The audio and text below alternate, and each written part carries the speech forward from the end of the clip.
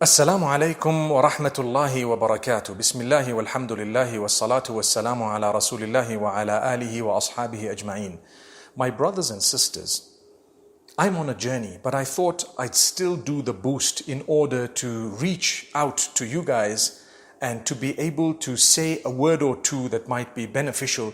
May Allah grant us paradise. I'm actually at an airport known as Bole International Airport in Addis Ababa. It's a beautiful airport. I found a little corner where I'm just recording, and inshallah I'll try my best to upload this before my next flight. Now, when you're on a journey, you need to know Allah gives you the option of fasting or not fasting. If you don't, you can make it up later, and there is no sin upon you. Whether the journey was difficult or easy plays no role in that particular leeway. But I have a habit that if the journey is quite easy, I will always fast. In fact, I barely have not fasted during a journey unless I've been really unwell. And that gives you the next reason that you may choose not to fast is when you're unwell. And if you have both, where you're on a journey and you're feeling unwell, then you have all the more reason not to fast. But it's not compulsory not to fast when you're on a journey, so you may do the fast.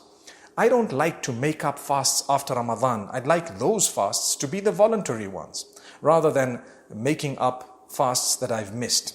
Now, that is a complete blessing from Allah subhanahu wa ta'ala. If you're unwell, you're on a journey, you're allowed not to fast. For example, if you're breastfeeding, you may fast, and it's good to fast actually. But if you cannot breastfeed because of the fast, then you have the option of not fasting and making it up later. The same applies to a pregnant woman. You may fast. I know many pregnant women, in fact, most of those whom I know would actually prefer to fast during Ramadan because they say the baby actually takes its nutrients from you and will not be affected by the fast, but you may be affected by the fast. So you've got to look at it because it's definitely not easy to make it up later.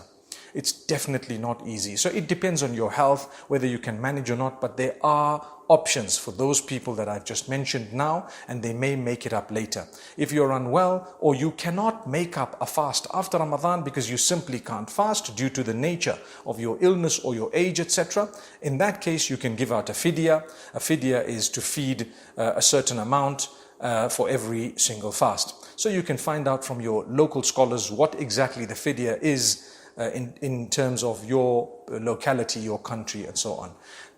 Today I want to speak about something very important, and that is women are told that when they're on their menstrual cycle, they don't fast.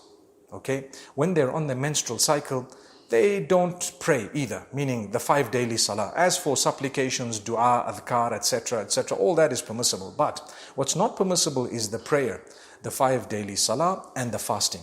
So the 5 daily salah, you don't have to make those up. But the fasting, you have to make it up after Ramadan, and that's not easy. Many would have from 5 to 10 days every Ramadan that they need to make up.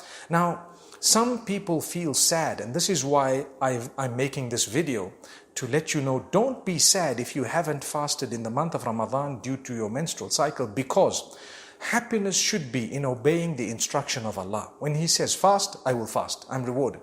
When He says don't fast, I won't fast, I'm rewarded equally. Subhanallah. So if Allah has told you something, surely your happiness, your success, your goodness lies in adopting His command. So when you're on your menstrual cycle and you haven't fasted, you need to be happy that I am adopting what Allah has instructed me to do. And I'm not going to fast because He doesn't want me to fast right now. Subhanallah. So continue with your adhkar and with all other ibadah as far as possible. But remember, you don't pray and you don't fast. Those are the two that come to my mind connected to the month of Ramadan. My beloved sisters, you need to understand that after Ramadan, it's not going to be easy to make up the fasts.